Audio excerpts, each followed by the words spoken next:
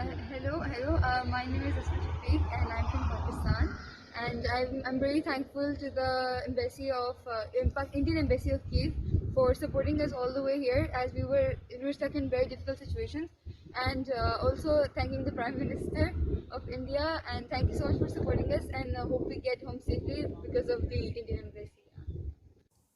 शफीक वो पाकिस्तानी स्टूडेंट जिसको यूक्रेन के वॉर टोन एरिया से बाहर निकालने के लिए इंडियन एम्बेसी ने हेल्प की। बच्ची ने एक वीडियो बना के प्राइम मिनिस्टर मोदी को थैंक बोला, साथ में इंडियन गवर्नमेंट को भी थैंक्स बोला कि भाई हमें बाहर निकाला। ये इंडियन एम्बेसी की जो बस जा रही थी, ये बच्ची उसमें सवार होकर के बॉर्डर तक पहुंची। उसमें सिर्फ एक पाकिस्तानी थी, बाकी सारे इंडियंस थे, और वहां पर पहुंच करके इसे पाकिस्तानी एम्बेसी ने यूक्रेन से बाहर निकाल लिया। हम इस कि भारत कहां का सेक्युलर है, भारत तो तंग जहन वाला मुल्क है, और मोदी की छोटी सोच ने भारत को इतना छोटा बना दिया कि पूरी दुनिया देख रही है इस भारत की औकात इस वक्त। और अब तो सेक्युलर भारत की हकीकत दुनिया पे बड़ी मेरे ख्याल से खुलकर आ गई है, वाजे हो गई, क्लियर हो गई, एक्सपोज हो गई है। अच्छा, मैं ये भी बताना चाहूंगी, मोदी जी को गालिबन मुलाकात भी की, और वैसे भी उन्होंने कहा कि सर आप कोई रोल प्ले कर सकते हैं क्योंकि रशिया आपकी बात सुनता है। ये रिक्वेस्ट जो बाइडेन से मैंने नहीं देखा कि किसी ने की हो, बोरिस जॉनसन से नहीं की, कैमरॉन से नहीं की, लेकिन मोदी जी से की। क्या वजह है इसके पीछे की? इतनी मतलब बड़ी ताकतें हैं हमसे, यकीनन हिंदुस्तान से भी है, लेकिन क्या वजह है कि उन्होंने मोदी जी से ये रिक्वेस्ट की कि आप ये काम करें? इल्जाम मोदी जी पे लगाना है कि वो हिंदू मुस्लिम डिवाइड के हैं, तो आप ये समझिए कि जब से वो चीफ मिनिस्टर बने हैं गुजरात के, और गुजरात के अंदर जो दादागिरी होती थी, ट्रेन जलाई गई, उसके बाद राइट्स हुए। अब देखिए कि हिंदू मुस्लिम राइट हुआ ही नहीं है। अब भी जो हुआ है लेटली, वो दिल्ली के अंदर वो एंटी हिंदू राइट था, और इस तरह वो गुंडागर्दी के चैंपियन बन गए हम कि हमें नज़र ही नहीं आता कि कर कौन रहा गलती इस पूरे में। शाहीन बाग कौन कर रहा था? क्यों सीए के खिलाफ लोग खड़े हो गए थे? मोदी जी और 1000 साल जिए, हम क्या कह सकते हैं। आपने कहा मोदी जी और 1000 साल जिए, ये हमारी दुआ है। Hello. My name is Asma Shafiq, and I'm from Pakistan. And I'm very thankful to the embassy of Indian Embassy of Kiev for supporting us all the way here, as we were stuck in very difficult situations. And also thanking the Prime Minister of India, and thank you so much for supporting us, and hope we get home safely because of the Indian Embassy. Shafiq वो Pakistani student जिसको Ukraine के war tone area से बाहर निकालने के लिए Indian embassy ने help की। बच्ची ने एक वीडियो बना के प्राइम मिनिस्टर मोदी को थैंक बोला, साथ में इंडियन गवर्नमेंट को भी थैंक्स बोला कि भाई हमें बाहर निकाला। ये इंडियन एम्बेसी की जो बस जा रही थी, ये बच्ची उसमें सवार होकर के बॉर्डर तक पहुंची। उसमें सिर्फ एक पाकिस्तानी थी, बाकी सारे इंडियंस थे, और वहां पर पहुंच करके इसे पाकिस्तानी एम्बेसी ने यूक्रेन से बाहर निकाल लिया। मोदी को पाकिस्तान में मुसलमानों पर तशद्दुद करने वाला बोला जाता है, मुसलमानों का हत्यारा बोला जाता है। Modi, who is a life member of RSS, was responsible for the pogrom which took place in Gujarat, where 2,000 people were butchered, burnt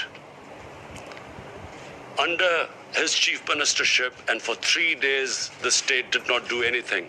150,000 people became homeless. Muslims became homeless. Pakistan के प्राइम मिनिस्टर ये जवाब देंगे कि ये बच्ची को, ये student को मोदी ने हेल्प क्यों की, अगर वो मुसलमानों से इतना नफरत करते हैं तो? और मुसलमानों से क्या, पाकिस्तानी है, हमारे अपने मुसलमान हो तो दूसरी बात है भाई, हम अपने कंट्री के सिटीजन, हम तो मजबूर हैं अपने कंट्री का मुसलमान हो या हिंदू हो उसको रेस्क्यू करने के लिए। पाकिस्तानी थी, यहाँ तो कोई मजबूरी नहीं थी, हम छोड़ सकते थे। मोदी के बिल्कुल क्लियर ऑर्डर्स हो सकते थे कि पाकिस्तानी कोई भी हेल्प मत कीजिए आप, लेकिन ऐसा कुछ नहीं था। प्राइम मिनिस्टर मोदी के अंडर ही चल रहा है सब कुछ। और इंडिया है, ये इंडिया की सेक्युलरिज्म है, जो कि शायद वो लाहौर में बैठे जर्नलिस्ट और टीवी एसी में बैठे हुए जर्नलिस्ट को नहीं पता है कि वहाँ यूक्रेन में क्या सिचुएशन है, रशियन एयरफोर्स कैसे बॉम्ब मार रही है और कैसे लोग मर रहे हैं, और वहाँ से बच्चे निकल रहे हैं तो उनको निकलना कितना मुश्किल हो रहा है। अगर इंडियन एम्बेसी की हेल्प ना मिलती तो शायद इस बच्ची के लिए कितना मुश्किल होता।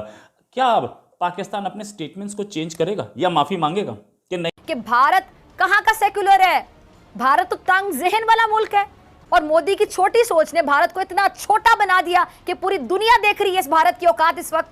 और अब तो सेकुलर भारत की हकीकत दुनिया पे बड़ी मेरे ख्याल से खुलकर आ गई है, वाजे हो गई, क्लियर हो गई, एक्सपोज हो गई है।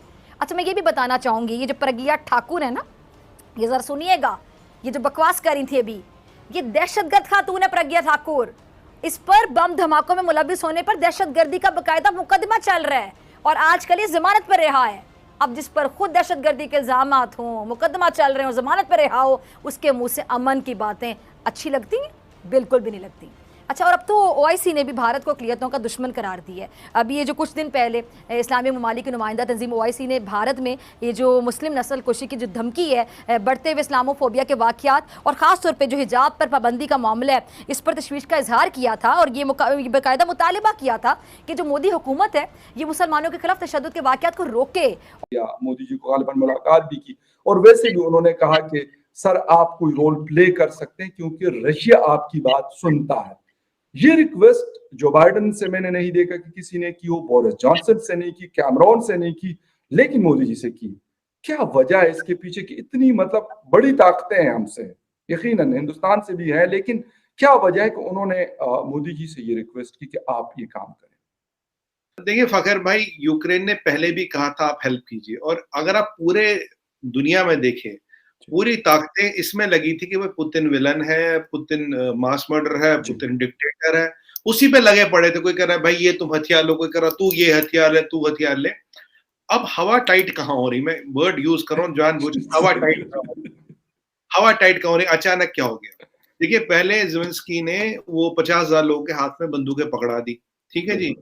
कुछ अजोर रेजिमेंट के बारे में भी आपने सुना, जो नियो नाजी थे वो भी यूक्रेन की आर्मी के पार्ट है, कैदियों को छोड़ दिया। पोलैंड और हंगरी से लोग मंगाए, कुछ चेचेनिया से लोग मंगाए।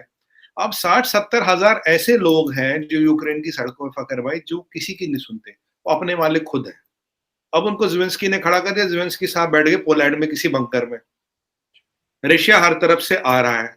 अब जब कीव और रशिया के बीच केवल एक पुल है, वो पुल घिरा रशिया कीव के अंदर। इल्जाम मोदी जी पे लगाना है कि वो हिंदू मुस्लिम डिवाइड के हैं, तो आप ये समझिए कि जब से वो चीफ मिनिस्टर बने हैं गुजरात के, और गुजरात के अंदर जो दादागिरी होती थी, ट्रेन जलाई गई, उसके बाद राइट्स हुए। अब देखिए कि हिंदू मुस्लिम राइट हुआ ही नहीं है। अब भी जो हुआ है लेटली, वो दिल्ली के अंदर वो एंटी हिंदू राइट था, और इस तरह वो गुंडागर्दी के चैंपियन बन गए हम कि हमें नज़र ही नहीं आता कि कर कौन रहा गलती इस पूरे में। शाहीन बाग कौन कर रहा था? क्यों सीए के खिलाफ लोग खड़े हो गए थे? बहुत ही मुश्किल मुल्क है चलाना। देखिए 29 स्टेट्स को 400 ज़बानें, 6 धर्म, यानी जो भी आप कदम ले कोई ना कोई तो नाराज होता है ना। मेरे एक दोस्त बुद्धिस्ट हैं, वो उसी में नाराज रहते हैं कि आप बुद्ध से बड़ी ज्यादती हो रही। अरे भाई यार, जो बड़ी मुश्किलें हैं, वो जो तारीख में हमें मिला है वो तो है। ये रामविलास पासवान की देखिए, जनता दल के थे और दलित थे, बट अभी मेरा ख्याल कैबिनेट में थे मोदी जी की। He was railways minister. हर किसी के लिए जगह है। शाहनवाज साहब हैं। आप कह नहीं सकते इंडिया में कि कौन किसके अगेंस्ट है, क्योंकि अनफॉर्चुनेटली एक ऐसी सोसाइटी जो दुनिया से सबसे प्रॉस्परस थी, उसको दुनिया का सबसे गरीब बना के अंग्रेज चला गया। ये हमें समझ में आना, जब हमें समझ आएगा कि हमारी जो एसेंशियल प्रोडक्शन का सिस्टम था, ट्रेड का सिस्टम था, उस पर शशि थरूर ने भी बड़ी अच्छी बात लिखी है। ट्रिलियन के हिसाब से हमारे एसेट्स जो थे हमारे हाथों से निकल गए और हम आपस में जंगें लड़ते ही रह गए। और अंग्रेज, मुगलों ने तो बड़ा साथ दिया अंग्रेज का इस मामले में, जाते जाते तबाह कर गए इस पूरे हिंदुस्तान को। और फिर गदर हुआ, और गदर के बाद सर सैयद अहमद खान।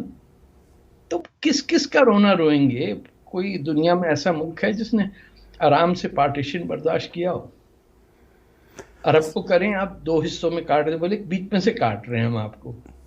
ये अमेरिका को करके देखिए कैसी सिविल वॉर हुई थी, उसी जमाने की सिविल वॉर है ये।